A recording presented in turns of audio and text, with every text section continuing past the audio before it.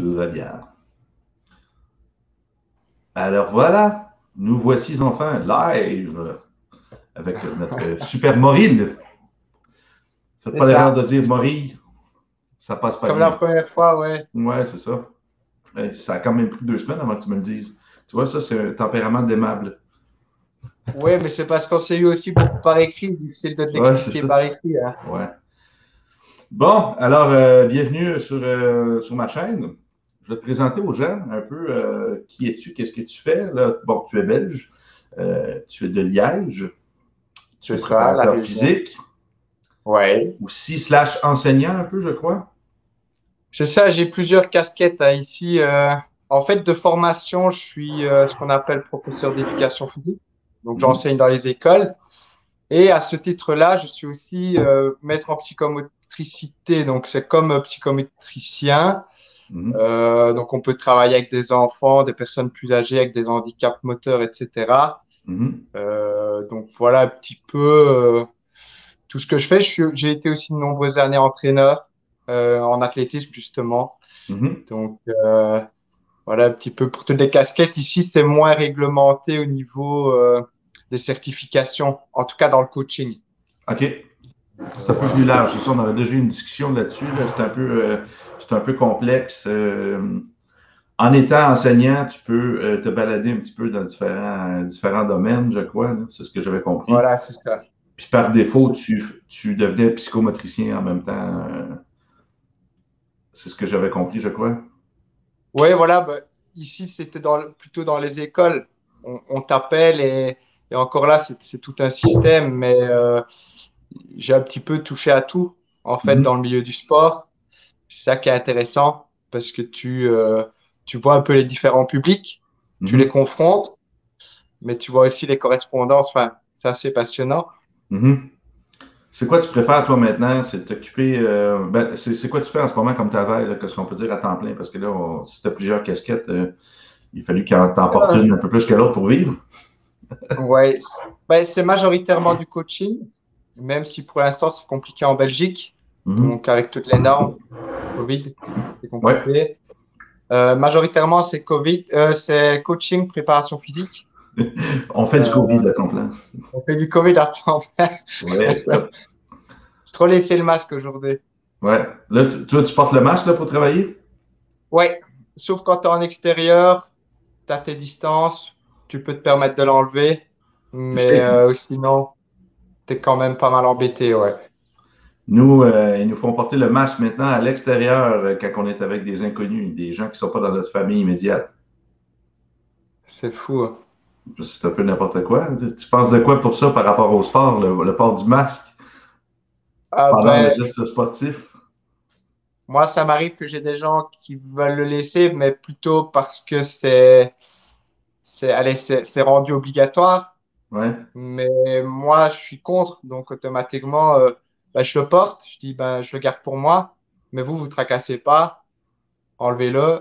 Et Ouais, il y a beaucoup de conditionnement social qui est en place, en fait. Les gens le portent de peur de recevoir une amende plus que par le,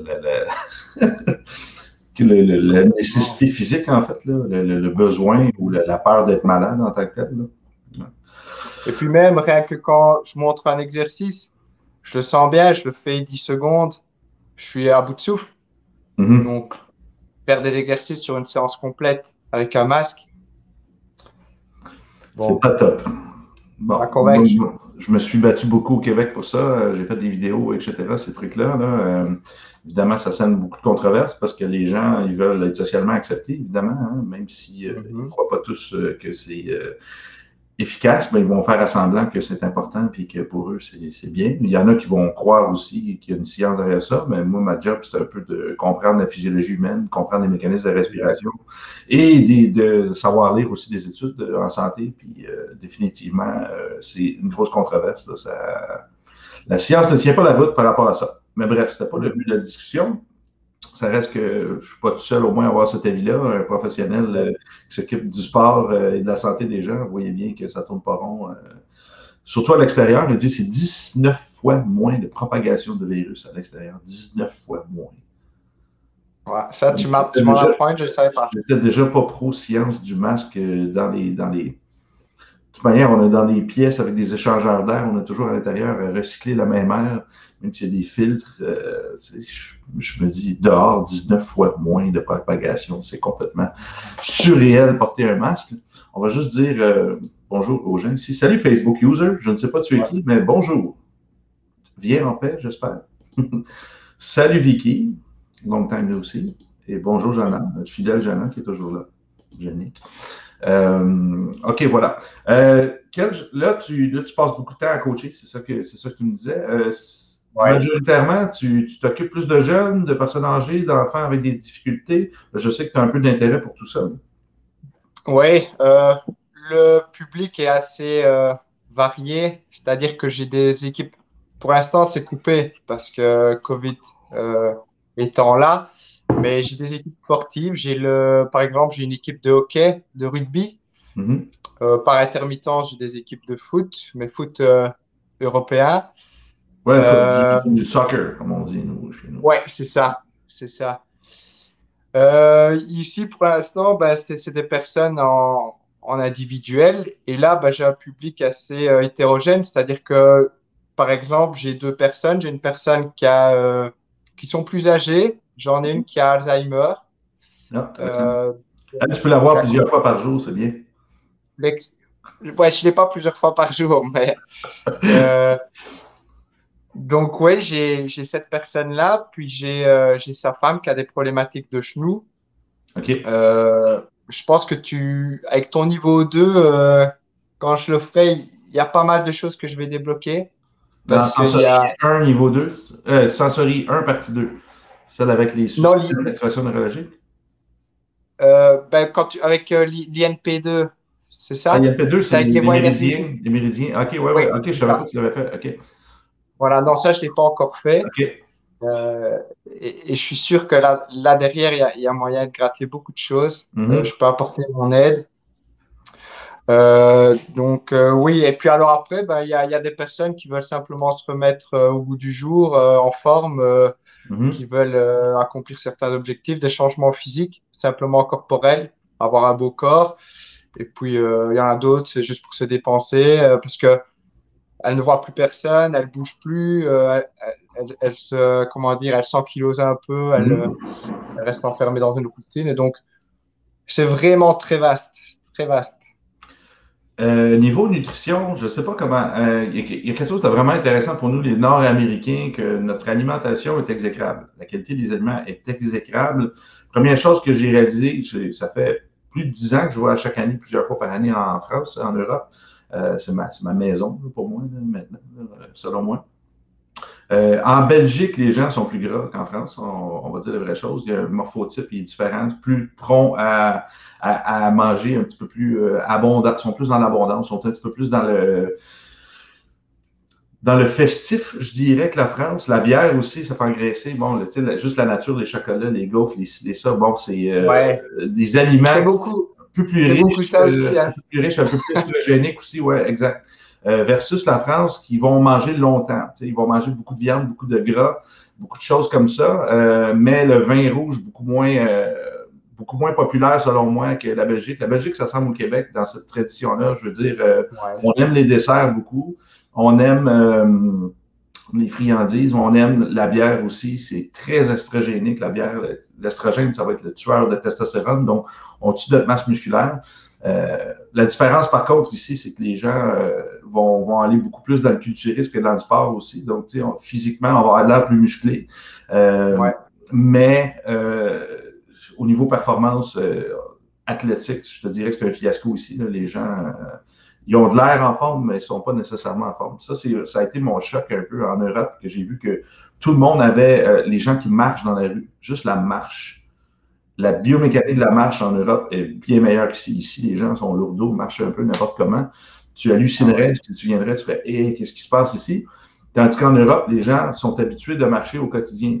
Moi, je me rappelle quand j'enseigne là, ben, on va au resto le soir, ben, je marche 30 minutes souvent pour aller au restaurant. T'sais, ici, on prend la bagnole pour aller au coin de la rue. On est, Ah ouais. ben, c'est aussi la facilité, l'accessibilité aux voitures, au stationnement. etc., versus Montréal. Là. Ça va plus dans les grandes villes que les gens vont marcher ici. Montréal, Québec. Mais sinon, en banlieue, partout, on a besoin de bagnole. Le facteur distance est tellement important ici. Là. Donc, c'est venu jouer sur notre capacité à bouger. Je pense que c'est un peu pour ça, pour ceux qui ne savent pas, Maureen fait partie de l'équipe maintenant, tout nouveau depuis cette semaine. C'est notre petit bébé qui est spécialisé en analyse du mouvement à cause que tu as coaché beaucoup en athlétisme. Je ne sais pas si tu en as fait aussi, mais tu as un très bon œil, puis tu t'es intéressé à ce qu'on apporte, nous, en neurodéveloppement au niveau des enfants, des patrons moteurs, des réflexes primitifs, etc.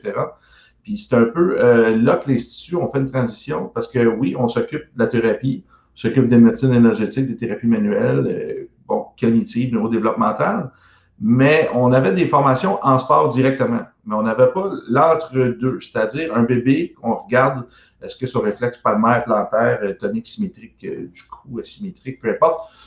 Bon, on regarde si ça se passe bien au niveau bébé, tu sais, jusqu'à 1 an. Puis après, bon, on veut que ses patrons moteurs sont roulés, sont ci, sont ça, sont rampés, soient bons, sont 4 pattes. Mais après, tout d'un coup, on veut un athlète qui performe mondialement. Là, il y a comme une étape qui n'existe pas. Puis là, c'est là que c'est intéressant parce qu'on a ramené dans l'équipe Charles Robert aussi, qui est un pro du mouvement, lui qui a fait des formations à Bali, en Islande, au Brésil, fait de la danse, fait du capoeira, fait des arts martiaux. Donc, c'est vraiment un maître des micro-mouvements puis de la compréhension du corps, la proprioception. Il a fait sa posturologie aussi. Il n'a pas fait sa posturologie, il a fait d'autres formations en patron-moteur, en développement comme ça. Fait que ça, on amène cette conscience-là corporelle, puis toi, ben, tu vas prendre le reste, puis observer, OK, tes patrons moteurs sont-ils en place? Exemple, comme avec la formation qu'on offre avec Mike Lapointe sur les patrons moteurs, puis les réflexes, etc. Puis toi, ben, en fait, tu peux analyser le mouvement, puis dire, oh, il y a peut-être tel réflexe qui ne fonctionne pas bien, puis venir créer des drills, on va dire. Je ne sais pas si vous appelez ça comme ça chez nous, une drill, qui vient renforcer, en fait, le patron moteur, mais en s'assurant que la neurologie derrière le patron moteur est fonctionnelle. Donc là, c'est là que tu as une place de choix, en fait, parce que en athlétisme, je pense que il y a soit des thérapeutes qui regardent les réflexes, ou soit des entraîneurs qui veulent faire performer un corps qui n'ont pas vraiment la connaissance en neurologie. Puis il y en a qui essaient de faire ça, mais c'est pas toujours très efficace parce que leur base, soit thérapeutique, n'est pas assez efficace ou leur compréhension en neurologie n'est pas assez efficace non plus. Donc là, je pense qu'on va investir beaucoup de temps avec toi pour renforcer ça. Là, tu fais plein de nos formations. En même temps, on va développer ça conjointement parce que je pense que tu vas être vraiment un pont super important dans l'équipe vers ceux qui font du contenu directement en performance athlétique, de la programmation, de la périodisation, ces choses-là. Mais toi, tu es entre les deux. C'est de ce que je comprends, ce que je vois de toi, en fait, c'est ta capacité justement à, sans dire qu'on programme un truc, c'est on s'occupe de comment ton corps perçoit le mouvement, comment il le produit, tant que les patrons moteurs, c'est ça ton travail. De ce que je vois, plus que je te demande de faire une périodisation sur 2 ans sur un joueur de baseball qui a 5 compétitions l'été, puis l'hiver, ben là, il faut qu'il fasse une rehab de l'épaule. C'est peut-être moins ton dada, tu sais. N'est-ce pas? Exact. Ouais, voilà. Ben, le truc, c'est que partout ailleurs, la place, elle peut être facilement prise. Mais avec ce que je peux proposer, comme tu l'as dit, ça peut faire le pont. C'est-à-dire que je pense pas avoir vu ça quelque part. Et puis, ou alors, c'est abordé de manière trop brève et puis, sans comprendre ce qu'il y a derrière, on gratte un peu, ça s'effrite. Donc, voilà. J'ai juste essayé de prendre le meilleur des mondes, assembler un petit peu comme je pense que tu fais. Tu essayes d'aller voir un petit peu dans toutes les pratiques et puis t'informes. Et puis, tu essayes d'en faire ta propre réflexion aussi. Tu fais ta propre réflexion dessus. Et puis, c'est un peu dans cette philosophie-là. C'est pour ça que j'ai adhéré directement à ton institut. C'est parce que tu intègres tout. Ben c'est ça. Moi, j'aime bien dire à la blague que je suis le Bruce Lee de la thérapie. C'est-à-dire, j'essaie de prendre le meilleur de tout. Je challenge mon système contre les autres. Bruce Lee faisait ça, il lançait des défis aux autres. Je disais, OK, parfait, t'es meilleur, essayons. Puis je challenge toujours mon système. Puis si jamais je vois quelqu'un qui est meilleur que moi dans un truc, ben, je vais m'intéresser à ce qu'il fait, je vais apprendre, je vais étudier avec lui, ou je l'engage, encore mieux. Il y a ma maman qui dit bonjour. Bonjour maman, je t'aime. Ah ben, je connais ta maman alors, c'est Francine. Et voilà, son cheval. Bon, alors voilà. Donc, c'est ça. Fait que le Bruce Lee de la thérapie, j'aime bien dire ça. Puis c'est un peu une équipe de Bruce Lee que je veux aussi dans mon équipe. Des gens qui sont passionnés, qui s'intéressent aux autres aussi, à tout. Nous, c'est pas une secte là, ici. C'est pas un dogme qu'on veut enseigner.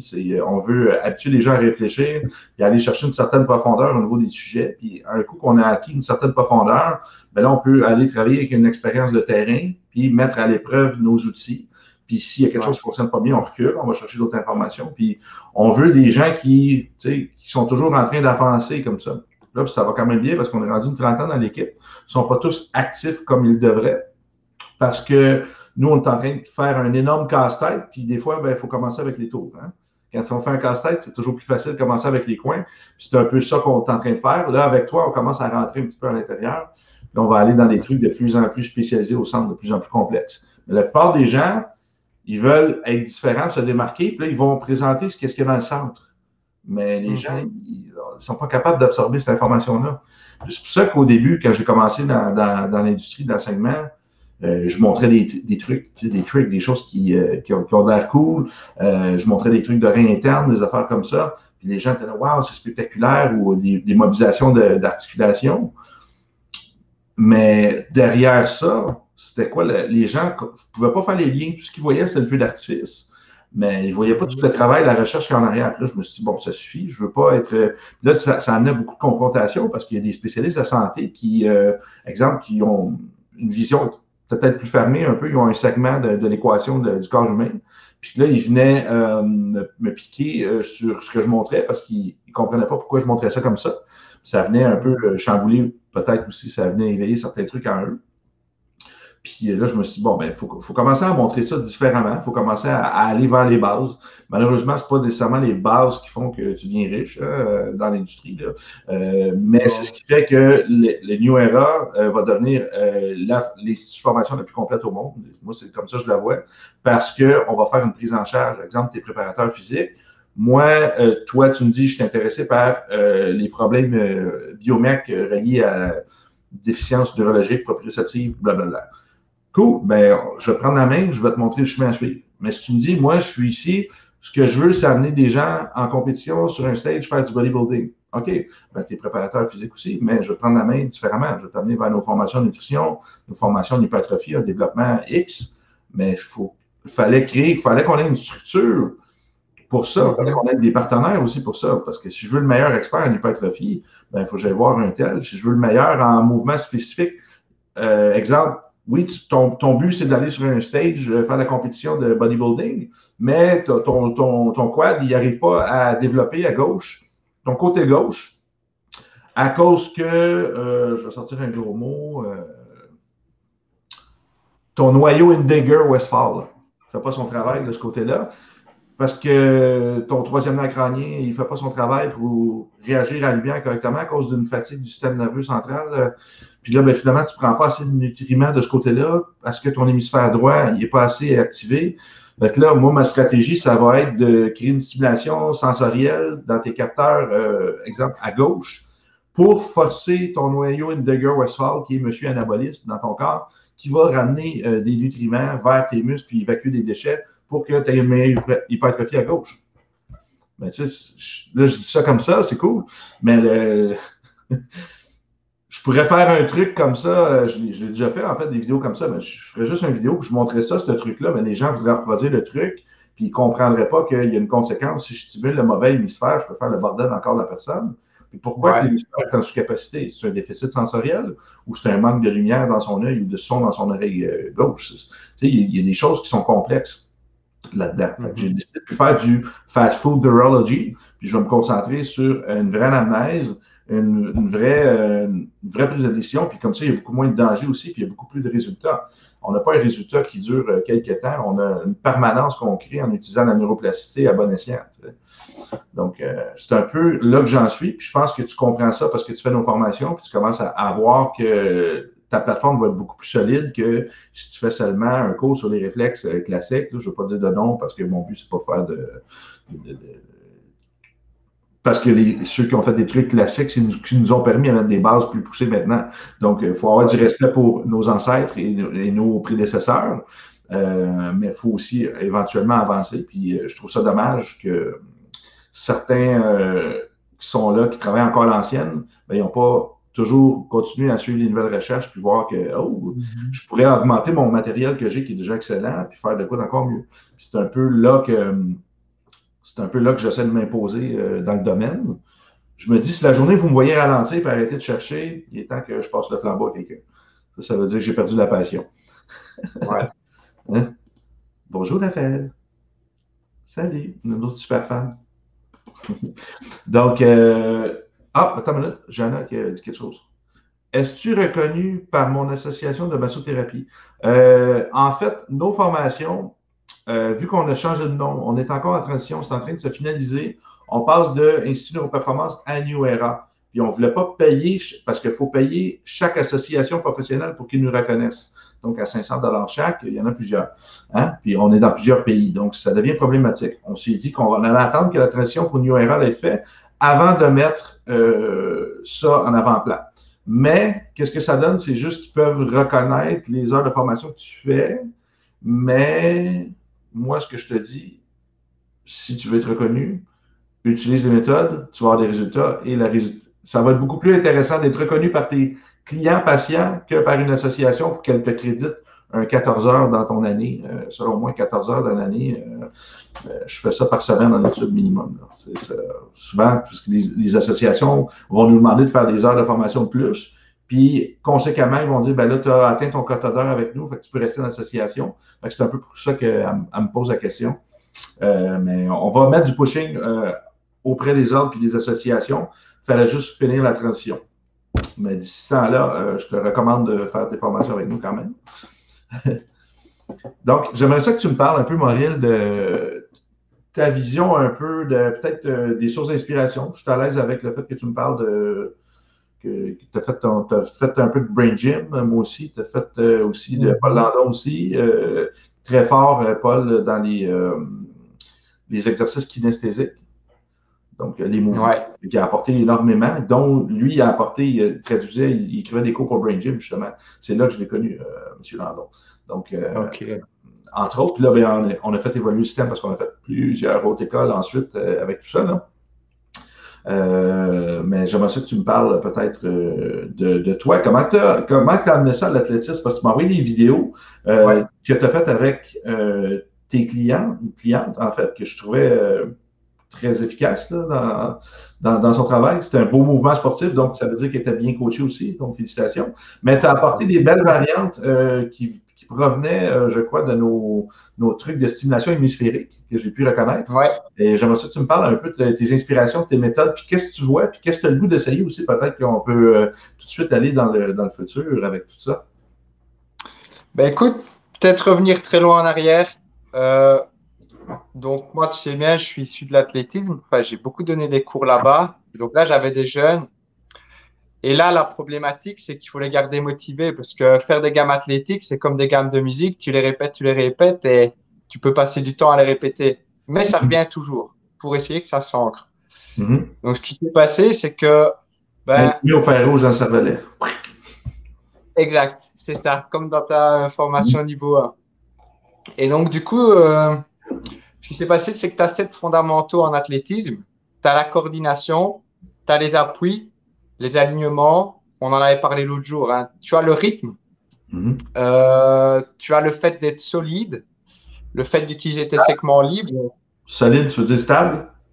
Stable, gainé, voilà, c'est ça. Et alors, il me semble que j'ai oublié de t'en dire un. C'est le fait d'avoir du rythme, je te l'ai dit. Rythme, ton acronyme là, de... Ouais, et relâchement. Donc, moi, j'aime bien dire que c'est l'acronyme CARS, comme la voiture. Et en fait, on double chaque lettre à part la première qui est le mot coordination. Donc en fait, généralement, Ça, ce mot-là dans la voiture, moi, je connais pas ça. On n'a pas tu ça connais ici. pas? Non? Non? Le dessin C-A-S-E. animé.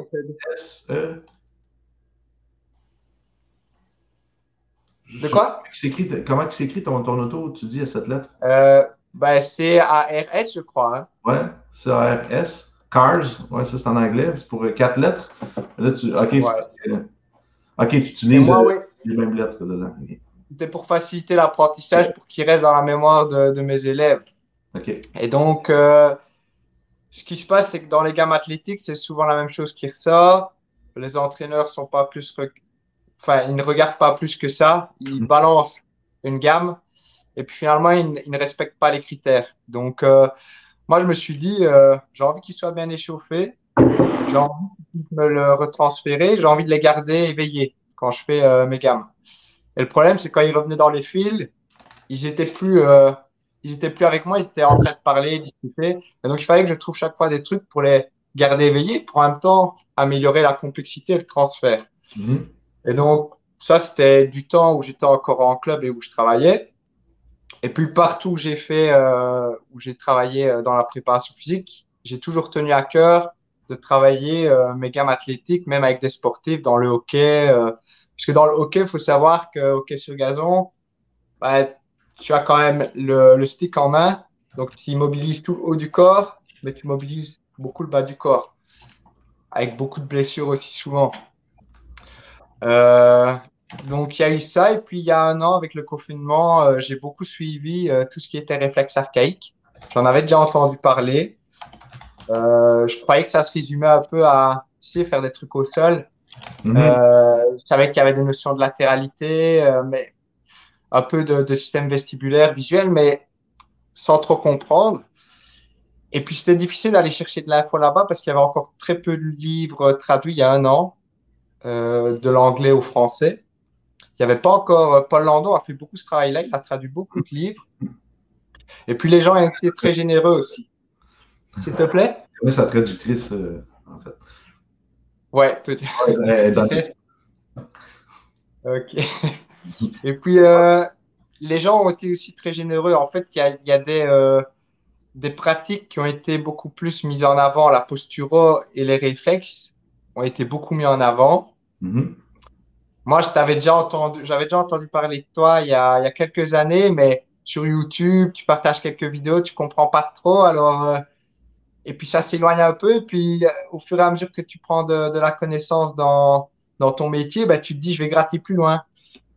Et puis, euh, et puis donc ici, depuis peut-être un an, bah, avec certains athlètes, bah, j'essaye d'intégrer. Ce que je vois, je me dis, bah, tiens, pourquoi pas, je vais essayer.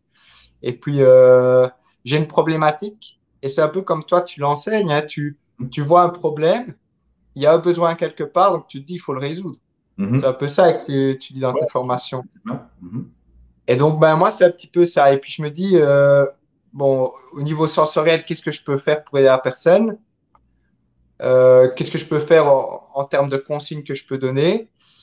Et puis aussi, en fonction de la personne que j'ai en face de moi, de ses croyances, hein, un peu qui sont des fois limitantes, Mhm. comment est-ce que je vais réussir à l'avoir? Voilà. Et donc, du coup, je sais pas si j'ai répondu à la question, je me suis un peu éloigné, mais voilà, j'ai essayé d'intégrer. Ici, tu as ta deuxième formation sur le système sensorimoteur. Tu parles beaucoup des chaînes musculaires, Mhm. des points neurolymphatiques Mhm. pour activer certains muscles. Mhm. Exact. Je me suis dit, moi, j'aime bien quand je fais mes gammes se déplacer en arrière, en avant. Mhm. Tu sais, dans l'athlétisme, on voit vraiment ce qui est linéaire. On Ouais. oublie un petit peu les autres chaînes. Mais Mhm. bon, marcher, c'est déjà un mouvement contralatéral, donc la rotation a déjà son Ouais. sens. Et donc, moi j'ai toujours insisté là-dessus. Et donc, je me dis maintenant, ça me donne une direction. Et donc, j'essaye de voir à travers ces couloirs de pensée, en fait. Je me dis plus, je vais faire telle gamme. Je me dis, bah, tiens, je vais raisonner en termes de mouvements homologues, ipsilatéraux, contralatéraux, en termes de chaîne musculaire. Et puis, pourquoi pas essayer de passer d'un à l'autre et puis de faire une fusion. Et puis, c'est tout des trucs comme ça. Et puis, j'essaye, je regarde si ça marche. Et, C'est et bien. des fois, Ouais. On- le corps est fait pour le faire. Tu es fait pour marcher en arrière, donc fais-le. Si tu ne pourrais pas le Mhm. faire, exemple, ton genou ne peut pas faire une extension, il est limité dans son extension. Donc, tu Yes. ne peux pas le faire, tout simplement. Mhm. Donc, tu n'as pas de mouvement qui te permette une extension qui dépasse ton parallèle. Hein? C'est ça. Donc, tu es limité dans ta création de mouvement. Mais si tu peux marcher par en arrière, fais-le. Tu es fait pour. Fait qu'il y a une utilité. Ça sert. Mhm. On va le voir dans le foot, football américain. Il va faire du coup de dos pour attraper le ballon qui va vers toi. Tu sais. Ensuite, ça, de rotation, tu cours. C'est pratique de savoir courir de dos aussi. Là. Tu C'est... sais que j'ai eu des débats avec des kinés ici. Tu sais que dans les cours, on leur enseigne comme de quoi la rotation, c'est pas bon. Et moi, j'ai quand même dit, c'est l'exemple le plus simple que j'ai à donner, c'est le matin, je pense que tu fais tout ce qu'on te proscrit de faire. Mais ouais, il faut que tu Tu sortes te du mets en lit. extension, tu fais une rotation, tu fais une flexion pour t'étirer. Donc, dès le matin, tu fais ce qu'on t'interdit de faire, mais sans y penser. C'est Mm-hmm. dingue. Je sais pas si tu... Ben, juste tourner et sortir du lit, essaie de ne pas faire de rotation, là, à moins que tu fasses une flexion. La flexion du tronc est plus dangereuse que l'extension, là, selon moi. Là. Tu as des verrous en arrière avec tes apophyses épineuses. Là. Ouais, Bon, tu es limité. Il y a une limitation, elle est mise là. Tu ne vas pas déplacer ce qui est. Ta limitation est là, va pas plus loin que ta limitation. C'est dangereux après. Mais où la ouais, limitation au niveau d'une flexion? Il n'y en a pas vraiment. Puis ça fait non, un c'est énorme vrai. stress articulaire aussi. Les abdos ne sont même pas recommandés, les crunchs abdominaux, Ouais, parce qu'à cause de ça, tu es mieux de faire les planches. À cause que les gens, ils se défoncent les. Ils ne pensent pas, ils s'entraînent, mais ils se défoncent les disques quand même à force de faire de la flexion. Donc, mhm. et, à un moment donné, il y a un contexte, là. On a tous fort que notre maillon le plus faible, comme on dit, puis il faut s'entraîner en Ouais, 3 dimensions, le plus qu'on peut. C'est un peu ceux qui disent, exemple, il ne faut pas que ton genou dépasse ton pied. Je dis, OK, pas de problème. D'accord. Essaie d'attacher tes lacets. C'est pas évident. non, Il y a une complètement. certaine logique éventuellement, où c'est sûr, avec charge, pas de charge, etc. Mais si tu peux le faire, puis tu as conditionné ton corps à le faire, tu peux te sécuriser. Ça, c'est un des concepts que Charles Robert amène dans sa formation. Il nous montrait comment tomber sur les chevilles, sur les côtés. Il dit, tu te Ouais, conditionnes à ça, puis la journée que ça arrive, ben, ton corps, il y a de la force dans, exemple, il faisait des trucs, il allait sur le bord externe de la cheville, il écrasait sa cheville, donc il rentrait en inversion. Puis il poussait sur l'extérieur de sa cheville pour se relever. Il dit, ben, il faut être fort dans ouais, toutes les positions. La journée que tu vas le faire, tu vas tomber, ben, ton corps va être capable de sortir du problème sans problème parce qu'il y a une chaîne musculaire qui est capable de travailler dans toutes les positions possibles. Donc, notre corps est aussi faible que notre maillon plus faible. Il est aussi fort que notre maillon plus faible, en fait. Donc, c'est pour ça que dans les concepts, tu parlais de stabilité, il faut que ça soit une priorité parce que si tu n'es pas à être stabilisé, tu ne pourras jamais mobiliser. ouais. Et puis moi, j'aime dire un truc aussi, c'est que c'est pas, c'est pas forcément la force qui s'applique sur ton corps qui est importante à prendre en compte. C'est-à-dire, moi, je prends souvent l'image ici du paratonnerre au-dessus d'une maison. La Mm foot tape, elle est redirigée dans le sol. Donc, une force -hmm. qui traverse ton corps, c'est pas pour moi, hein, mais de manière philosophique, Mm -hmm. c'est ce que tu vas faire de la force si tu la projettes. Si... Moi, des fois, je vois des gens, ils sautent en l'air, ils atterrissent, aucun contrôle. Tu vois que la charge, ils la prennent en plein. Voilà, en plein dans la machine. Donc, On est je fait pour pense qu'il y a. déplacer Ben c'est ça, mais si tu vois, si tu sors sur une boîte puis tu gardes les genoux verrouillés, tu vas le sentir, ça va te monter au crâne directement. Alors, on a un arche sous le pied, derrière le genou, derrière le bas de dos, derrière la tête pour absorber des trucs. La meilleure façon, c'est que tu sautes de haut, laisse-toi tomber, écrase puis roule. Tu dissipes les charges. C'est des principes mécaniques là, normaux. Là. C'est exactement ça. Mais c'est des choses qui s'oublient. Des choses qui s'oublient. Parce qu'au quotidien, à part monter des marches, on ne fait plus grand-chose d'athlétique. Là. Non. C'est rare. Moi, je me rappelle quand j'étais enfant, on était dans un appartement, puis je sautais toutes les marches, tous les étages. On devait être bruyant comme un pauvre voisin, mais on faisait ça tout le temps. Là. Mais on ne sait plus à sauter. Là. C'était bien. Mais ça, on est dans une génération en ce moment qui regarde tout sur Internet, puis je l'ai fait, tu l'as fait, puis c'est correct. Ouais, Mais ouais. on se prend une claque sur la gueule, c'est quand on est devant un expert dans le sujet. On peut regarder, exemple, toi, tu as vu des drills. Je regardais des drills de football là, dans des échelles, des choses comme ça. Tu as bien beau la regarder et dire je vais reproduire le même geste sportif, mais si tu ne sais pas la distance, l'angle du genou, comment il doit être, ce qu'il doit faire avec ses mains en même temps, est-ce qu'il doit fixer devant lui, est-ce qu'il doit bouger la tête. C'est des détails que sur le coup, tu ne prends pas en compte. Parce que tu vas juste regarder des vidéos comme ça populaires, ceux qui ont plus de vues. Puis habituellement, à cause des algorithmes, là, tu vas regarder peut-être 10 coachs qui sont complètement à chier. Puis celui qui est super technique dans son sujet, hyper précis, que tu devrais aller voir, mais personne ne va voir son vidéo parce qu'il n'est pas beau. Il est fait dans une petite salle, Ouais. technique, puis les gens ne vont pas le voir, mais c'est lui qui va dire oui, mais il faut que tu aies un angle de 10 degrés ici, sinon tu vas te blesser au genou si tu fais ça. Parce que si tu fais ça avec ton athlète dans 2 ans, il va commencer à développer tel problème. C'est pas lui qu'on veut voir. On veut voir les beaux vidéos avec des sons, puis un athlète super en forme, une fille à moitié nue, habillée en linge sexy, qui fait un mouvement un peu de merde. Puis c'est ça le problème. On s'habitue à regarder des vidéos de merde comme ça, qui n'ont pas de belle qualité, qu'on a une valeur informatique qu'on peut intégrer après dans nos trucs qui n'est pas excellente. Puis ça, on l'a tous fait, cette erreur-là. C'est juste en allant chercher des formations après avec des spécialistes que tu réalises. Putain de merde, ça fait longtemps que je fais ça. ça J'espère pas avoir blessé personne, mais là, je suis content maintenant parce que je préfère engager des gens qui sont spécialisés dans leur truc. Mais moi, j'écrivais des cours de groupe, j'en écrivais 3 par jour différents, puis j'essayais de jamais écrire le même.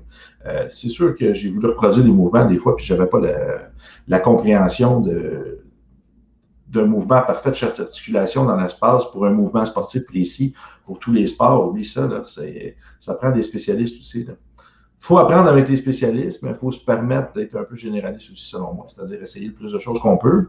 Mais si on veut devenir un expert dans un sujet, il faut passer du temps dans le sujet. Ça, c'est du temps, ouais. Ouais, c'est ça. C'est très complexe. Tu parlais tantôt d'activation neurale. Ça m'a fait réfléchir. Je faisais un truc qui était sympa parce que tu parlais de cognitif, je pense, un peu entre les exercices. Là. Puis les gens ils finissaient sur leur téléphone. Moi, il y a plusieurs années, quand j'ai ouvert mon gym il y a 10 ans, ben, les téléphones cellulaires, les gens, c'était un peu moins attrayant que maintenant. Là. Il n'y a pas des Wi-Fi partout. Maintenant, les gens, entre les 7, sont sur leur téléphone. Entre les séries. Mais moi, je leur donnais des défis à faire entre les séries. C'est-à-dire, on faisait, exemple, 5-6 exercices d'une minute chaque. Une minute de pause. C'est une forme de circuit énergétique parce que j'entraînais beaucoup des combattants de MMA. Donc, c'est des rounds de 5 minutes. Je les habituais à avoir une minute de pause. Mais pendant la minute de pause, un athlète, il se fait donner des informations par son équipe. Il regarde encore le jeu, il se fait crier après par son coach. Il est stressé, il a mal, il se passe des trucs dans sa tête. C'est pas un arrêt complet sur son téléphone à faire autre chose. C'est pas comme ça que ça se passe dans un contexte sportif.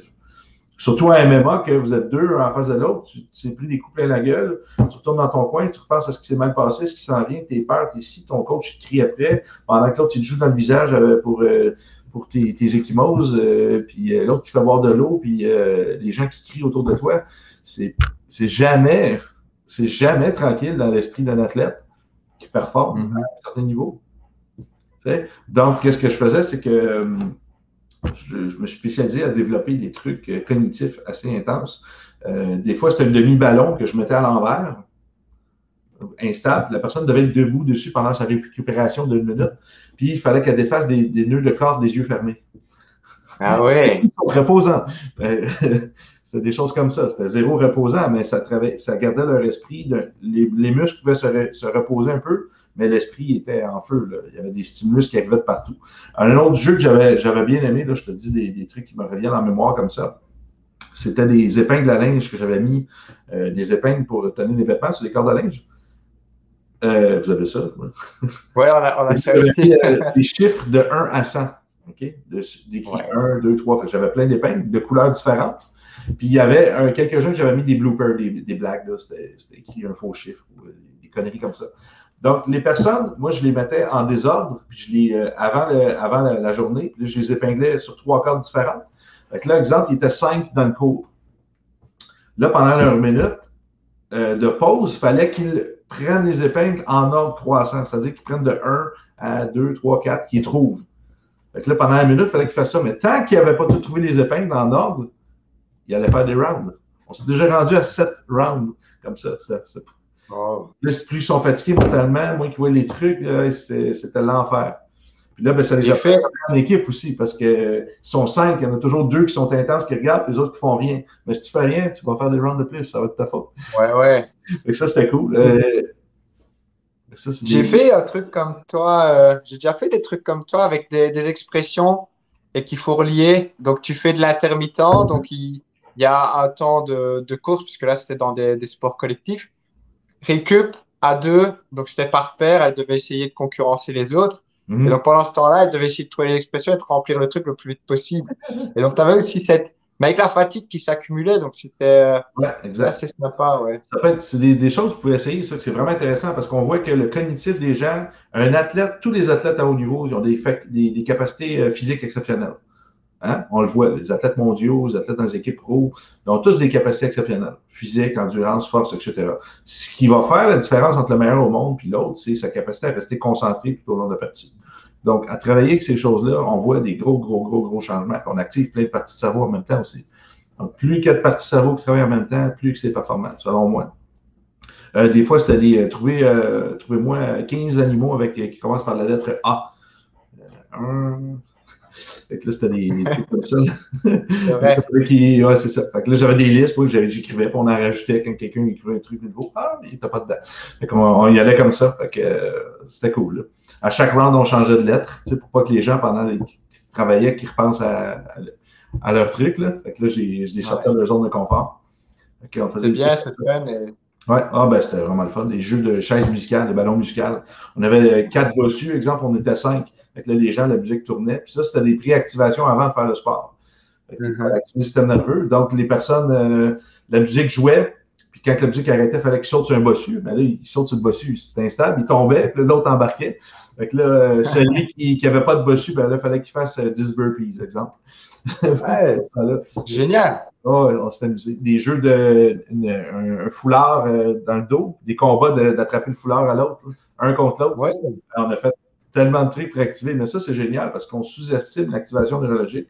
Moi, le premier, j'arrive au gym, je m'échauffe pratiquement pas, je bouge un peu 2 secondes, mais c'est con de faire ça. Il faut activer la lymphe, il faut préparer le système nerveux, le système musculaire, surtout si tu travailles en puissance. Moi, je suis à contrario de toi, je passe trop de temps à l'échauffement, tu vois. Bon prof de maternelle, les gars. On va placer à l'école. Ben, c'est des bonnes idées, mais c'est aussi payant pour des athlètes parce que le jeu, c'est la meilleure forme. Ça crée de la camaraderie entre les gens, puis ça garde l'intérêt des gens. Quand c'est amusant, tu as le goût d'aller t'entraîner parce que tu as eu du plaisir. Tu n'as pas juste pompé, poussé de la fonte. Tu as eu du plaisir, tu as eu du jeu. Il y a un challenge, il y a une compétition saine qui s'installe. C'est magnifique. Kim, qui fait un petit signe de muscle, Kim a fait des podcasts. C'est une de nos étudiantes en Suisse qui a parti son propre podcast aussi. C'est cool. Donc, peut-être qu'elle va t'inviter, mon cher Maurice. Ah, peut-être. Oh là là. Je vais être connu à l'international. En Suisse. Donc, qu'est-ce que je voulais dire? Un autre truc qui est vraiment intéressant, c'est que souvent, tu vas avoir des gens qui sont stressés. Tu es trop énervé. Ouais, je suis prêt. Puis ces personnes-là, ben, ils perdent la motricité fine quand tu es trop stressé. Ouais. Fait que je faisais l'inverse. Je les mettais dans une situation où il fallait que je les calme. Donc, je les mettais en planche au sol, puis il fallait qu'ils jouent au Jenga. Tu connais ça, le Jenga, le jeu des morceaux de bois là, empilés un peu. Oui, tu t'enlèves un peu sans que tout s'effondre. Là, je les mettais un devant l'autre. Là, il fallait qu'ils jouent au Jenga, mais il fallait qu'ils soient ultra calmes en contrôle. Tu respires mal en position de planche. Là, il fallait qu'ils enlèvent des morceaux de. Ça, c'était avant son entraînement, il allait faire ça. Puis les autres, ben, c'était les inverses. Ceux qui sont système nerveux un peu lent comme moi, ben, on allait faire des trucs, des trucs qui stressaient, en fait. Ouais. Donc, chaque début d'entraînement, je jouais avec des jeux comme ça. Ça serait quelque chose qu'on pourrait aborder un peu, je pense, au niveau des trucs qui seraient intéressants à parler. Et y a-tu qu'est-ce que tu peux dire? Bon, tu as eu des enfants. Tu as eu des sportifs, tu as eu des personnes âgées. C'est quoi ta clientèle, selon toi, que tu trouves plus complexe à travailler avec parce que chacun a son lot de difficultés, je pense. Euh, ben, figure-toi, je vais dire que c'est la personne qui a Alzheimer parce que des fois, tu te rends à donner une consigne et elle n'est pas comprise ou tu l'expliques, elle dit qu'elle comprend, tu fais la démonstration visuelle et tu dis verbalement. Et puis, elle prend l'outil, par exemple une bande élastique, et puis elle ne sait déjà plus. Et donc, et puis alors, quand tu donnes certains mouvements, allez, par exemple, je vais demander un squat, dès qu'elle descend en flexion, elle tend les bras automatiquement. Alors, tu essaies de te dire, tiens, au niveau du cerveau, qu'est-ce qui se passe? Qu'est-ce qui se passe? Est-ce qu'elle fait ça pour se stabiliser dans l'espace? Est-ce qu'elle fait ça parce qu'il y a un truc avec la formation réticulée? Mm. Parce qu'il y a un lien avec la chaîne antigravitaire, si je me trompe. Mm. Mm. Tu me confirmes, il me Ça peut semble jouer, avoir. là, les extenseurs, ça peut être sa relation avec le sol, il peut y avoir plein de trucs. Là. Mais, Donc, ouais, je me dis, c'est quoi? Mais attention, hein, en plus, son patron de squat est encore bon. Les mouvements que je lui demande de faire des pompes en incliné, pourtant, il a quand même 70 ans et il me fait des fois mieux ça qu'un jeune. J'ai des fois des jeunes, ils savent pas faire un squat et le dos bien placé. Alors, voilà, ça pose des questions. Et puis aussi, si je veux lui faire faire un exercice et qu'elle prend un peu du temps à le faire, je vois qu'elle rentre dans la frustration et puis je me dis, tiens, là, il faut que je passe sur autre chose et que je la stimule. Au niveau émotionnel, il faut que je la fasse redescendre, quoi, qu'elle ne reste pas dans la frustration. Et donc là, c'est prendre les trois facettes d'une personne, c'est l'émotionnel, le cognitif, le physique. Et puis après, je peux réinvestir la situation. Euh, mais voilà un peu ce que je fais ici. Moi, j'aime encore bien avec cette personne-là, tu vois, j'ai envie de travailler un peu ses yeux aussi, ses réflexes. Je prends un ouais, gant ça va de être chiant. boxe, un peu mou, je lui envoie. Et puis elle doit le rattraper, l'envoyer. Alors je l'envoie dans différentes directions. Je me rapproche d'elle pour que la vitesse de l'objet soit différente et qu'il doive prendre l'information plus rapidement ou, tu vois, elle peut jouer là-dessus sur ces facteurs-là. Mhm. Et en fait, on se rend compte qu'on peut faire quand même pas mal de choses. Et C'est un gros défi, Parkinson. Alzheimer, excuse-moi. Alzheimer, Parkinson, Alzheimer. il y a un manque de Ouais, dopamine. Le mouvement va beaucoup les aider, évidemment. Là. Mais si on regarde Alzheimer, c'est vraiment intéressant parce que là, tu as une perte des habiletés motrices qui s'en vient là, graduellement. Là. Faut bouger. Puis si on regarde juste les mouvements des yeux, les yeux bougent 100 000 fois par jour. ouais, En ouais. moyenne. Okay. Puis c'est environ 40% des zones du cerveau qui activent juste avec les mouvements des yeux. Donc, c'est mouvement et le fonction des centres visuels, exemple, là, concevoir la scène. Là. Donc, 40% du cerveau là, qui allume, c'est énorme. On ne peut pas vraiment mettre ça de côté, ces structures-là. Là. Tu parles de l'oreille, des yeux, aussi, ça, des trucs branchés dans le cerveau, là, au niveau du système nerveux central directement. C'est notre façon que là, ce cerveau qui a comme développé une excroissance pour aller chercher un peu plus d'informations à Ouais. l'extérieur. C'est vraiment important. Donc, ça, c'est génial. Tu peux amener ça avec ces personnes-là. Tu vas sûrement avoir des gains. Au moins, tu vas freiner la régression de la maladie. C'est ça qui est important. Ouais. Là. La maladie est en place. Théoriquement, les médecins devraient faire leur travail. Nous, on a la formation Neurobrain Nutrition. Je ne sais pas si on n'est pas en ligne. Ça fait 2 ans que c'est filmé. C'est ça le pire. C'est tout un épisode. Mais bref, on donne des protocoles pour aider ces personnes avec des suppléments, etc. Parce que le cerveau, c'est des neurotransmetteurs, c'est de la communication entre les neurones. On a besoin de voir pourquoi ça ne communique pas bien, pourquoi c'est arrivé. Faut que ça se détoxifie un cerveau avec le système lymphatique, exemple. Plein de choses à faire avec ces personnes-là. Mais déjà, le mouvement, c'est déjà phénoménal au niveau du cerveau, des hémisphères. On sait que, Ouais. exemple, 90% des mouvements vont venir du cerveau opposé. Si je bouge mon corps à gauche, ben, j'active mon cerveau droit beaucoup. Là. Vraiment important. Ouais. Bah ici, c'est ce que j'essaye de faire un petit peu avec, c'est-à-dire que j'essaye de faire des mouvements. Tu sais, au début, je faisais des mouvements, j'essayais de faire des mouvements croisés, c'était directement des mouvements ipsilatéraux qu'elle faisait. Et puis, du coup, je fais des mouvements croisés. Et puis alors, quand ça allait bien, j'ai demandé de faire des mouvements croisés en tournant sur elle-même. Puis dans l'autre sens, mais bizarrement, ça allait bien dans un sens, pas dans l'autre. Et puis alors après, ben, je faisais, OK, vous me regardez, j'avance vers vous, et vous gardez le mouvement croisé. Et puis alors, pareil, en avant, en arrière. Et puis alors après, tu sais, je bougeais en même temps. Maintenant, on arrive à le faire correctement. Ça fait, Donc, que ça fait, c'est que tu la faisais bouger, puis toi, tu avançais vers elle pour lui donner un stimulus visuel, un peu comme une convergence, là. c'est ça, exact. Intéressant. Et, et donc, j'ai fait des trucs comme ça. Par exemple, tu dis dans ton niveau A, tu fais l'expérience avec, quand tu es en conférence, là. Tu fais un mouvement, tu fais un test Ouais, cervical, les curls. droite-gauche. Ouais. Ouais. Tu dis, fais-moi un mouvement de dumbbell curl. Tu fais. Et puis, tu retestes la personne. Tu vois que ça appauvrit son système sensoriel et moteur. Tu refais la même chose, mais un après l'autre. Et tu sais, en tant que coach, tu te baserais que sur moi, ce que je veux, c'est travailler l'hypertrophie. C'est tout. Et Mhm. puis, tu te bases limite que là-dessus. Tu te dis, ouais, mais en fait, si je fais un et puis l'autre, je peux faire une flopée comme ça. C'est pas intéressant. Et puis, quand tu montes ton truc, tu as un test avant-après. Ça laisse pas place à la discussion. C'est, Ben, et tu vois, ton on voit cerveau bien que la décide personne. de ne plus contribuer à l'équation. Mais c'est parce que si tu veux que tes muscles grossissent, tu as besoin que ton cerveau Oui. il soit présent, là. C'est lui qui contrôle les muscles, là. Donc, c'est un bas niveau de réflexion que de faire, tu vois, Ouais, cette réflexion-là. ouais. Donc, Ça, c'est des trucs ouais, que je vais présenter dans Neurotraining. J'ai travaillé avec un code de couleur, en fait, pour choisir mes exercices en salle.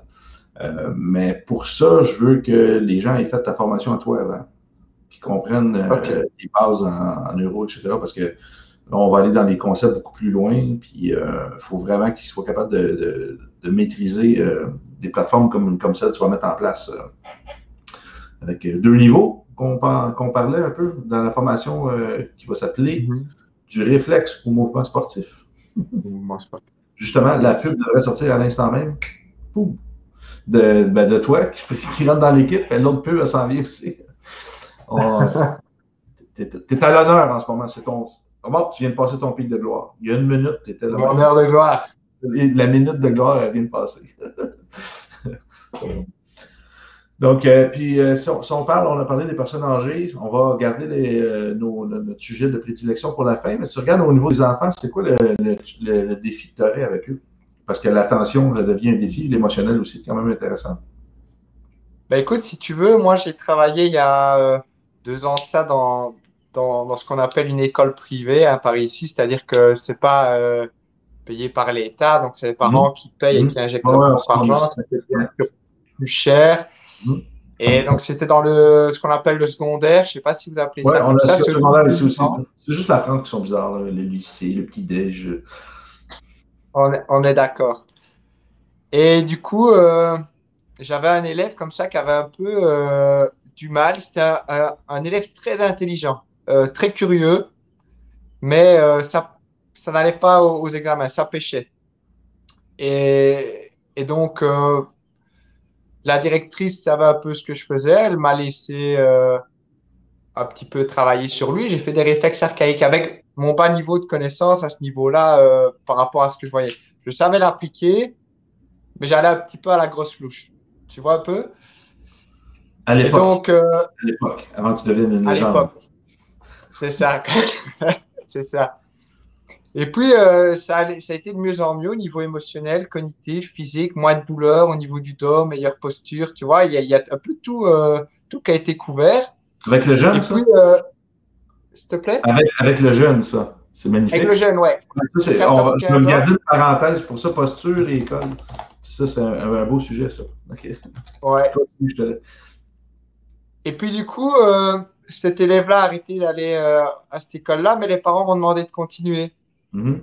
J'ai continué avec lui et puis depuis début de l'année, tous les mercredis, depuis septembre, j'y vais et puis je donne des cours et puis d'1 heure et on travaille là-dessus et je vais aussi visiter des un peu plus large, hein, je fais des trucs qu'ils aiment bien, je fais pas que réflexe et c'est bizarre parce qu'ils ont eu leur saison sportive arrêtée au niveau du hockey parce qu'ils jouent au hockey aussi Et c'était quelqu'un qui était plutôt sur la réserve, pas tendance à aller au front, attaquer, etc. Ouais, ouais. OK, La ça veut logique, pas dire qu'il était assis au banc tout le temps, là. Ça veut dire qu'il n'était pas dans la réserve, mais il était ouais, il réservé était comme sur, joueur. voilà, il était sur le terrain, mais il était réservé. Puis normalement, avec le fait qu'il y avait le Covid et qu'il ne pouvait pas jouer, le fait qu'il ne voyait pas du monde, en revenant jouer, il n'aurait pas dû être beaucoup plus incisif. C'est un Non, peu, ça aurait pu être pire, en fait, là. Encore plus introverti, puis ouais. oui, un peu, enfin, et puis les parents m'ont dit, non, il est revenu, ses coachs lui ont dit, c'est fou, tu attaques, on t'a jamais vu comme ça. Alors, faut pas forcément se donner les mérites, mais c'est un peu bizarre quand même que ça se passe comme ça, tu vois. Ben, tu as travaillé ces réflexes primitifs un peu, ces choses-là. Ah, mais ouais, j'ai fait que ça. Enfin, Est-ce qu'il y beaucoup de avait un ça. Moreau paradis par la peur en place, dans son cas? Ouais, il y avait ça. Il y avait Donc, ça. ça, là, je le dis, quand on travaille les réflexes, on permet aux gens de s'épanouir à leur plein potentiel. Hein? Mhm. Si la plateforme est trouée, c'est un peu comme je disais, je ne sais pas quoi donner comme exemple, mais faut que la plateforme soit en place pour que ça aille bien. S'il y a des trucs qui ne Mhm. fonctionnent pas, un coup que la plateforme neurologique est en place, ben après, tout va bien. Là. Salut Serge, sud de la France. Voilà, straight Carcassonne. Donc, ben ça, c'est génial. Puis ça, c'est un super travail parce que tu as vu que tu as permis à un être humain de s'épanouir. Pas seulement dans le Ouais. sport. Probablement que ses notes à l'école vont être meilleures. Ça, qu'est-ce que tu m'as dit que c'est intéressant? Tu parles de posture, puis de l'école, etc. Pas seulement pour le mouvement sportif. La posture va être gérée par le lobe frontal, qui s'occupe aussi de la capacité à l'apprentissage, de la mémoire, de la rationalisation des émotions. Donc, un enfant qui est timide, introverti, qui a une mauvaise posture, qui a une posture introvertie, qui ne bouge pas beaucoup, qui est effacé aussi sur le jeu, si tu travailles ses réflexes, tu travailles ici ça, toutes les chaînes qui viennent, tu fais des méthodes comme nous on offre en neurothérapie, les pieds, les yeux, l'oreille interne, etc., mais tu permets à la structure neurologique de booster le cerveau. Là, toi, tu fais un travail par le mouvement qui donne la confiance. Quand on est, tu sais, c'est notre véhicule, notre corps, hein, on se Ouais. promène avec ça. Si on n'est pas confiant dans le corps parce que les informations qu'il reçoit, qui sont envoyées vers le cerveau, qui ne sont pas tout à fait claires, pas très cohérentes, pas très performantes, c'est sûr que le cerveau ne se rend pas à l'aise dans son véhicule. Donc, à partir de là aussi, il va y avoir plusieurs problèmes qui vont être transférables, peu importe la sphère qui est guidée par le lobe frontal, mais tout ce qui est cognitif et mouvement vient de là. Donc, Ouais. c'est le sport, moi, je dis toujours la musique. J'ai plein d'instruments ici à côté, là. J'ai un beau track. Mais la musique et le sport, c'est les deux meilleures choses qu'on peut faire à notre cerveau. La Exact. musique, c'est ce qui demande le plus de calculs par seconde au cerveau. Mhm. L'espace, c'est la même chose. Hein. Tu bouges ton corps dans l'espace. En musique, c'est vraiment de la micro-précision avec la rythmicité, mais l'espace, c'est aussi de la rythmicité avec une forme de précision. Pas toujours une micro-précision, mais beaucoup de précision, tout dépendant du sport que vous faites, évidemment. Donc, c'est les deux meilleures choses qu'on peut faire, qu'il y a le plus de calculs, parce que tu évalues toujours un objet qui bouge, puis tu es en réaction à quelque chose, un stimulus. C'est pas comme écouter la télévision que il se passe Ouais, rien. t'as pas. C'est la mort cérébrale. Je serais regardé ça 2 secondes. Réflexe et confiance en soi, une étude universitaire qui le prouve, mais je ne me souviens plus du pays. Écoute, je pense qu'il y en a énormément, en fait, de trucs sur le sujet quand on s'en va fouiller un peu dans ce dossier-là, mais ça va de soi, c'est d'une grande logique. Ben, Yes. par rapport à ta question, tu m'avais demandé un petit peu quel était mon. Parce que finalement, j'ai Les dévié de la challenges avec question. les enfants, ouais. Ouais. Étant donné que je travaille aussi dans les écoles, ce qui est problématique, c'est que dans les écoles, on te laisse pas forcément l'occasion de pratiquer comme tu devrais. Tu vois ce que je veux dire? C'est-à-dire que je sais des fois ce qu'ils ont besoin, qu'ils ont des comportements au niveau émotionnel qui sont pas appropriés, mais étant donné que je ne peux pas mettre tout ce savoir-là en place, ça me pose problème. Et donc, je suis aussi obligé de solutionner des Les- problèmes de manière cognitive en donnant des consignes, donnant des sanctions, alors qu'en fait, ils n'ont pas besoin de ça. Mais moi, si je fais pas ça non plus, j'y arrive pas non plus. Sinon, Ouais, je je comprends. peux porter préjudice à mon groupe classe. Et donc, c'est compliqué, tu vois. Est-ce que tu veux Ah, elle a un bon point ici, elle ou il, parce que je ne vois pas ton nom. Tu peux écrire ton nom, ça m'aiderait peut-être. Dans les écoles, la culture est de rester assis. Évidemment, les enfants turbulents dérangent les autres. Moi, j'ai toujours mon dire, les enfants kinesthésiques, on les met au fond de la pièce. Comme ça, ils peuvent bouger sans déranger les visuels, les auditifs. C'est important qu'ils bougent. C'est leur façon d'activer leur cerveau pour garder l'attention. C'est pas qu'ils veulent être turbulents, c'est la façon. Comme bailler quand tu manques d'oxygène. Je suis pas un impoli, mon cerveau manque d'oxygène. Je suis végétatif. C'est ça, c'est de la neuro. Là, tu es un peu coincé dans un contexte que l'enfant doit faire le sport parce que tu es payé pour lui enseigner ça. Mais tu sais très bien qu'il peut avoir un problème neurodéveloppemental derrière ça, neurosensoriel, peu importe, qui affecte les patrons moteurs, sa capacité à bouger, etc., même sa capacité à raisonner et à écouter. Mais là, tu es coincé parce que tu ne peux pas prendre du temps avec lui pour rééduquer ses problèmes neurosensoriels, à donner des conséquences. Fait que là, c'est un conflit de valeurs un peu pour toi, parce que plus tu vas en neuro, plus tu réalises que ça ne fait pas de sens de travailler comme ça. Hein? Tu penses que tu vas devoir faire une transition? Je ne suis pas là pour te mettre un problème avec ton directeur de l'école qui écoute en ce moment. Salopard! Salopard! Portez le masque! Non, mais je ne suis pas là pour créer un conflit, mais est-ce que tu penses que selon toi, tu n'auras pas le choix de faire une transition pour que ça respecte tes valeurs, tes apprentissages, ou parce que toi, changer le système scolaire tout seul, c'est un gros monstre. Là. Il faut changer la société avant de changer le système scolaire, parce qu'elle le suit. Mais est-ce que tu penses que le mieux, ça va être pour toi de devenir vraiment privé au maximum, puis Oui, parce que ça, une carrière comme ça privée, là? ça correspond plus à mes valeurs automatiquement. Tu peux pas, à partir du moment où tu as un savoir, un vrai savoir qui te permet de changer les choses, tu peux pas ne pas le donner, l'appliquer et rester avec des trucs qui ne marchent pas parce que à quoi bon ça sert d'avoir appris tout ça.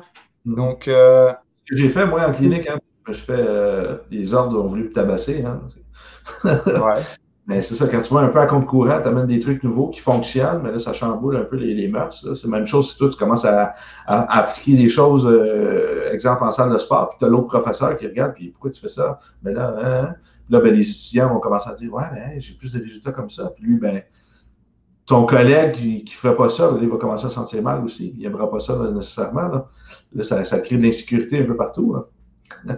ouais. Il y a ça là aussi, qu'un humain, il peut avoir des peurs, des craintes, des jalousies, de la délation, plein de pressions qui peuvent être mises. Hein. Ça crée de la confusion dans le message. Là. Ce qu'on veut, c'est que tout le monde fasse ça, puis lui, ben, il va à compte courant, puis ça ne nous aide pas, là, parce que là, les étudiants, ils n'écoutent plus quand nous, on donne des trucs. Hein? C'est compliqué, là, ça. Là. Ça te parle un peu? Tu n'es pas encore rendu là, ça va? Ah, mais si, si. Tu sais, les mots sur la Terre, ils voyagent, ils tournent aussi. Hein. Ils restent pas dans un pays, tu vois. Mm-hmm. Les problèmes que tu rencontres chez toi, on les rencontre ici Oui, aussi. c'est ça. Les humains, hein, on est assez prévisible habituellement là-dessus. Bon, elle a répondu. L'enseignement est une dichotomie dans le développement du cerveau, c'est un peu ça. J'ai perdu les nerfs comme orthopédagogue et je suis maintenant parti. Bonne chance. Moi, je suis Ouais. parti. Bonne chance. Ben, il est jeune, puis encore la possibilité de son métier, il peut le faire au privé comme il peut le faire au public comme ça. Donc, je crois qu'il y a le beau jeu, en fait, Maureen, en ce moment. Puis plus qu'il va aller chercher son bagage, avec, exemple, en enseignant avec nous, en allant chercher une certaine notoriété. J'aime bien donner ma chance aux nouveaux joueurs, comme on dit. Mais tu as une belle expérience, tu as une belle vision du corps. Puis ça, la vision, ça ne s'achète pas. Je ne peux pas commander quelqu'un qui a une vision puis de l'expérience de terrain. Donc, c'est pour ça que je me dis, c'est super important pour moi de passer le flambeau à certaines personnes comme toi, que tu as vu des choses, tu as essayé des choses, tu as de l'intérêt, tu es là, tu fais partie du changement. Puis, je n'ai pas nécessairement besoin des fois de chercher le mec que ça fait 20 ans qu'il fait ça. Non, c'est pas grave. Des fois, le jeune, il a plus d'expérience parce qu'il y a des meilleurs mentors, puis il y a encore la drive, l'énergie de vouloir changer le monde. Quand on s'en vient un gros crocodile comme moi de 40 ans, on sent que le frein, naturellement, il commence à se mettre, on ralentit, on a moins de vitalité.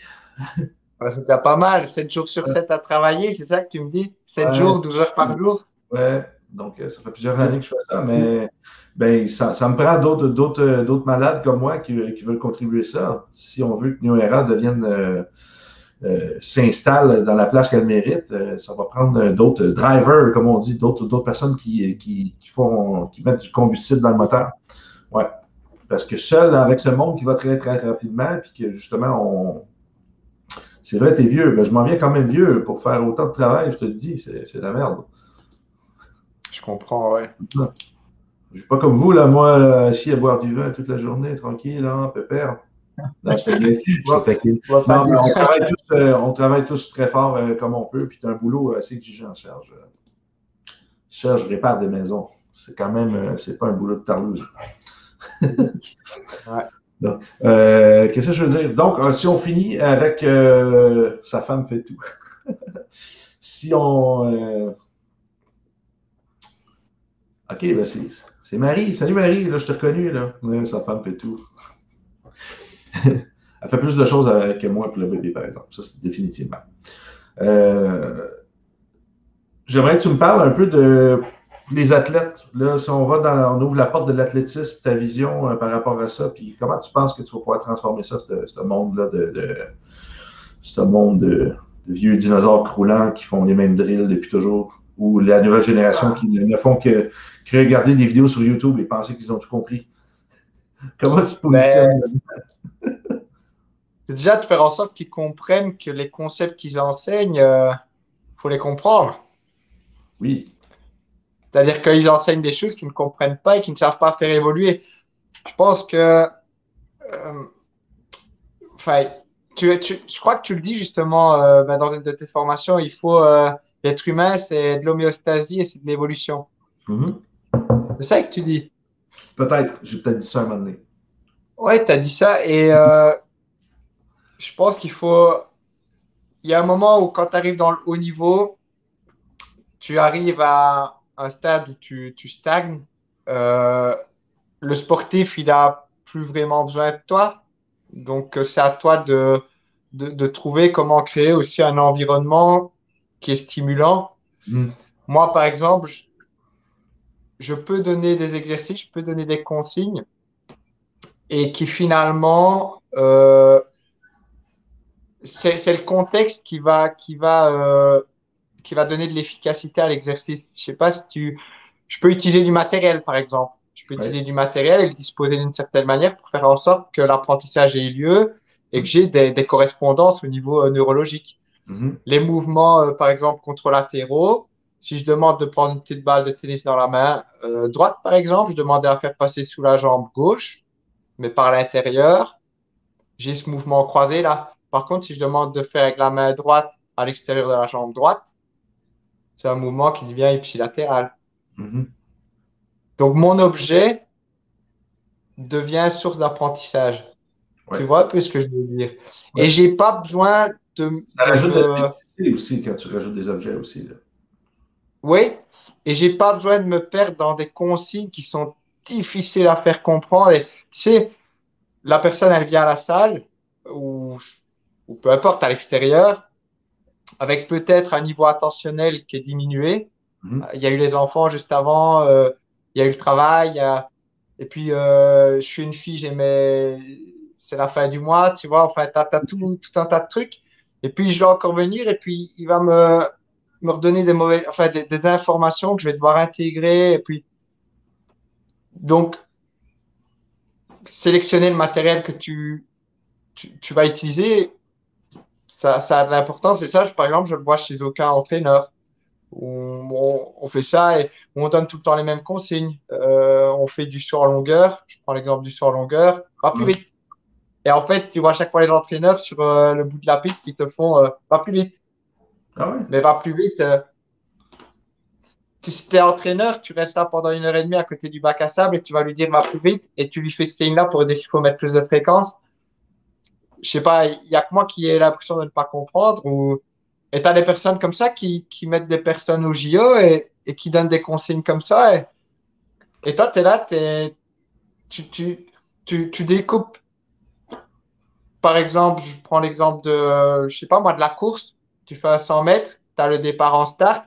Tu vas créer des situations d'apprentissage pour chaque morceau de la course. Et tu vas réserver des temps de séance pour ça.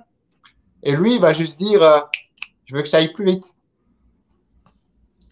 Il y a un moment où les bases, tu les maîtrises pas, quoi. C'est quoi tu pourrais me dire? Là, je trouve une parenthèse, j'ai déjà un peu mon opinion sur le sujet, mais je trouve une parenthèse. Mais là, tu soulignes un truc qui est vraiment massif. OK? Je ne sais pas si tu t'en rends compte, mais la vitesse dans le sport. OK? Mhm. La vitesse. Avant de produire la vitesse, c'est quoi que ton corps a besoin, selon toi? Stabilité. Merci. Stabilité. Sécurité, stabilité. Puis la sécurité, avec la stabilité, ça vient avec. Tu es stable, tu es sécure. Tu sais? Mhm. Donc, comment tu produis plus de vitesse juste en regardant la personne en disant produis plus de vitesse?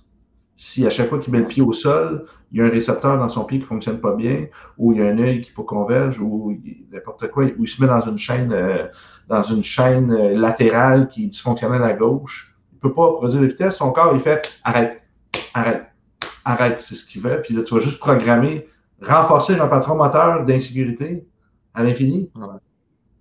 Je pense qu'il faut en parler dans le cours, ça. Laisse-toi une note. Ouais. Hein? Je Ouais, pense, ouais. ouais, c'est important. Donc, tu peux pas donner ça comme conseil, c'est minimaliste, c'est réducteur, puis c'est un manque de compréhension, je pense, du sujet. Moi, ouais. Comme tu dis, c'est Parce que eux qui sont tu, là parce ils ont rentré dans l'équipe, puis ils sont rentrés là parce qu'ils connaissaient la personne qui était rentrée là, puis c'est lui qui amène les gens aux Jeux olympiques, mais c'est dommage, on écoute des gens de Jeux olympiques qui ne sont pas à leur plein potentiel. ouais. C'est notre référence. Et puis, c'est un petit peu, on t'apprend ça dans les formations. On ne voit pas la vidéo. On te donne une information qui découle directement à la solution, tu vois. Sauf que moi, Mhm. j'aime bien dire que c'est un peu comme une table de mixage, tu vois. Tu fais de la Mhm. musique et en fait, tu peux, tu peux moduler. Et en fonction de comment dire, certains paramètres, ben, ça bouge. Tu vois, allez, je vais aller avec un exemple concret. Tu fais du saut à hauteur. Tu vois un peu ce que c'est, le saut à hauteur? Mhm. Avec la perche, là? Ouais. Ou avec Non, perche, pas de perche, pas de perche. c'est pas de perche. OK, parfait. Tu sautes simplement à hauteur, tu Ouais, OK, franchis une parfait. ligne en Ouais, fausse ouais, durée, ouais. tu Une touches. barre en fausse durée. Ouais. On va te dire que ton impulsion, tu dois la prendre au premier poteau pour arriver au milieu du tapis. Et on t'enseigne ça, que ce soit avec des petites 6 ans, avec des grandes 12 ans, mais aussi avec des adultes. Sauf que le petit de 6 ans n'a pas la même impulsion et n'a pas la capacité à mettre autant de force au sol que. Donc, il n'arrivera pas au milieu du tapis, lui, il arrivera dans le premier poteau. Tu La même vois? longueur des Donc, membres non plus, puis la même coordination. Puis, ouais. et pas la même coordination. Pas... Donc, en fait, c'est pour ça que j'aime bien cette analogie de table de mixage. Je pense que ça s'appelle comme ça. Mhm. Parce que il faut pouvoir prendre l'information, mais derrière, il faut la nuancer, faut un Mhm. peu mixer. Je ne sais pas si je prends mes Ouais, non, exemples, hein, il y a des, il y a des lois de la physique qui sont en place. Hein. Il y a qu'est-ce que je veux, puis la réalité aussi. Là. Puis à partir de là, il faut être capable de négocier les variantes. Là. Tu sais, moi, j'aime c'est bien dire, ça? les gens qui disent le CrossFit, l'athlète le plus en forme au monde, le champion de CrossFit. OK, l'athlète le plus en forme au monde qui mesure entre 5 pieds 8 et 6 pieds. Tu sais, parce que la barre, si tu prends une barre dans le terreau, tu mets une plaque, ben, la distance entre le rayon entre la barre et la plaque, ça va être la même pour tout le monde, peu importe la grandeur. Quelqu'un qui est petit, ça va être haut pour lui. Quelqu'un qui est très grand, ça va être bas pour lui. Ouais. Donc, il doit se faire de la répétition. La répétition, ben, ça implique que la distance en temps est plus longue. Donc, si tu dois te pencher plus longtemps et te relever plus longtemps, tu vas perdre graduellement du temps. Donc, qu'est-ce qui va arriver? C'est que es-tu l'athlète le plus en forme au monde ou tu es l'athlète le plus en forme au monde dans cette barème-là de taille qui te permet, vu que la boîte est de telle grandeur, puis c'est un standard avec les mesures de tous les trucs, mais comme tu dis, l'autre qui fait un saut, il n'arrivera pas dans le milieu du tapis comme l'autre. Mhm. Il y a une perte de temps qui va, même si c'est 0,1 seconde, mais fois 200 reps, ben, au final, tu as perdu 20 secondes. Ouais. c'est que tu sois aussi en Mais il y a forme des que gens qui. l'autre. C'est une logique de biomécanique, c'est une longueur de membre, puis c'est des effets de levier qui vont être différents, puis c'est comme ça. Moi, je coachais des hommes forts provinciaux aussi, puis des Ouais. powerlifters. Le powerlifter, extrêmement fort son deadlift, ça allait bien. L'homme fort aussi, très fort son deadlift. Mais quand que je demandais à faire plusieurs reps un powerlifter, il n'y a pas le système énergétique pour. Le strongman, il est capable de marcher avec sa charge, mais son levier était horrible parce qu'il n'y avait pas une belle technique. Même chose quand il fallait faire des log press. On prend le log, puis là, il utilisait une technique un peu... faut qu'il apprenne à faire de l'haltéro pour être plus performant dans le strongman. Donc là, il faut que tu prennes la technique de l'autre pour optimiser, mais il reste bloqué à juste réfléchir en force. Puis là, après, tu as le powerlifter qui dit qu'il est super fort, parfait, t'es fort, good. Mais là, il arrive, il faut mettre une roche et la mettre sur une plateforme d'homme fort. Il n'y a pas la longueur des membres qui est adéquate versus un homme fort. L'homme fort va avoir des longues jambes, des longs bras, il va marcher plus longtemps. Il va supporter une charge, il va pouvoir prendre des roches, des choses plus grosses. Celui qui a des petits bras et qui ne peut pas lever les choses au-dessus de sa tête, il est dans la merde. C'est toute une question de morphotype. Vas-tu amener un champion de kickboxing avec des petits bras et des petites jambes? Il va peut-être meilleur en judo qu'en lutte. C'est comme ça. Il faut y aller avec ce tri-là, puis il faut l'accepter. On a des morphotypes qui sont plus avantageux pour certains autres types, mais de dire que tu es le meilleur au monde dans telle chose, comme un peu ils ont prétendu, je ne trouve pas ça très adapté. Au moins CrossFit, maintenant, ils font de la course, ils font d'autres choses. Là. La nage, ils ont rajouté des épreuves. Ça a nuancé un peu le principe là, des barres et d'haltéro, parce qu'avant, c'était que ça. Là. Ça faisait aucun sens. Ça, ouais. Ouais. Là, ça commence à être mieux au moins, ce truc-là. Je vais lire ça de sorte. Jean-Chi, mon grand mal de dos récurrent, ben, on a sûrement des bons thérapeutes dans ta région à te référer, mon cher Serge, parce qu'il ne faut pas vivre dans la douleur. Brigitte qui dit qu'il faut s'adapter à chaque métabolisme ensemble aussi. Je descends quand dans le sud? En fait, je fais au-dessus de 30 heures de train, plus tous les vols prochainement, mais je vais à Toulouse. C'est le plus proche que je vais à Toulouse. C'est la semaine juste après que je vais être à Liège, en fait. Non, c'est pas vrai. L'autre d'après. Non, c'est là. Non, c'est après. Moi, j'enseigne le 30-31 juillet à Toulouse. Donc, la semaine avant, je devrais être dans la région. Donc, mais il faudrait que tu viennes à Toulouse, parce que moi, je suis à pied. Je ne peux pas me balader chez tout le monde avec mes 8 valises et voilà. Moi, les transports en commun en masque, déjà, j'ai plusieurs trains à prendre de 11 heures chacun. Plus mon vol, Montréal, me rendre à l'aéroport, attendre 3 heures, prendre le vol, retourner à l'aéroport, faire une attente, reprendre un autre vol pour Genève, attendre là, prendre un train pour me rendre à un truc, un autobus. J'ai à peu près 18 heures avec un masque à faire dans le visage d'un coup. Là. Ça, c'est... j'ai hâte. C'est dans 2 semaines. J'ai très hâte. Déjà 2 semaines, déjà. Ouais, ça va vite. Mais bon, au moins, on va être prêt. Toi, tu vas pouvoir travailler sur ton document de cours. As-tu un petit mot de la fin, quelque chose que les gens, est-ce qu'ils peuvent prendre des privés avec toi? On a peut-être des gens de la Belgique. On n'a pas énormément de gens qui nous suivent en Belgique. Je ne sais pas pourquoi. Il y a plusieurs francophones pourtant. Mais c'est un monde populaire qui est plus comme Luxembourg. Non, ben c'est tout simplement New Era Institute aussi. Les gens en Belgique, ils ne parlent pas beaucoup. Les Français sont un petit peu plus actifs sur les médias, les Suisses moins, les Belges moins, Luxembourg aussi. Donc, c'est des niches qui sont quand même dures à aller chercher de gens. Mais on a quand même, toi, que tu prends des privés, as-tu un site web, as-tu quelque chose pour les gens s'ils veulent te contacter, prendre un rendez-vous avec toi, être suivi? Moi, j'ai une page Facebook Pro, là, mais c'est Moril, et puis après, tu sais, c'est assez facile à trouver, vu que Moril, c'est Moril, coach et préparateur physique. Je vais pas se lier. Ceux, je pense, sur ma page publique, ils ne le verront pas, mais les autres vont pas le voir. Moril, je vais partager le lien. Moril préparateur. Ah, j'aurais dû aller voir. On va voir direct, je vais le trouver, je pense. L'Internet n'est pas rapide. Je l'ai ici. Parfait. Bon, ben, likez bien la page de Moril. Allez voir ce qu'il fait. Tout. Puis en même temps, ceux qui ne me connaissent pas, qui sont un ami de laguer, ça va? Ceux qui ne me connaissent pas, les formations chez nous, on va faire la transition sur le site de New Era prochainement. Pour l'instant, vous pouvez aller voir les cours sur institutneuroperformance.com. Dans pas long, on va avoir la formation de Moril dessus dans la catégorie sport. Et il va être, on va le filmer aussi pour le mettre en ligne prochainement. On va pouvoir offrir des sessions pratiques aussi avec toi. pour les formations, pour ceux qui veulent, en temps et lieu. Premièrement, ça prend des gens inscrits quand même au format en ligne pour ça.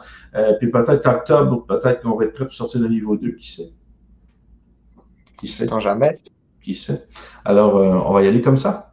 Bon, ben, hey, un gros merci d'être venu.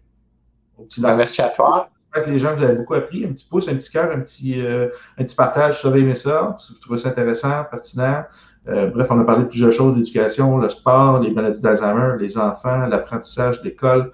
On est allé assez large, donc c'était un très bon live. Je suis très content de t'avoir vu et c'était pas mal cool. Donc, sur ce, je vais retourner à mon jeûne et mon travail. Courage. Comment ça va faire, là? Ouais. OK. Bon, ben, bonne journée à tous. Merci beaucoup. Merci à toi, Nico. Ciao.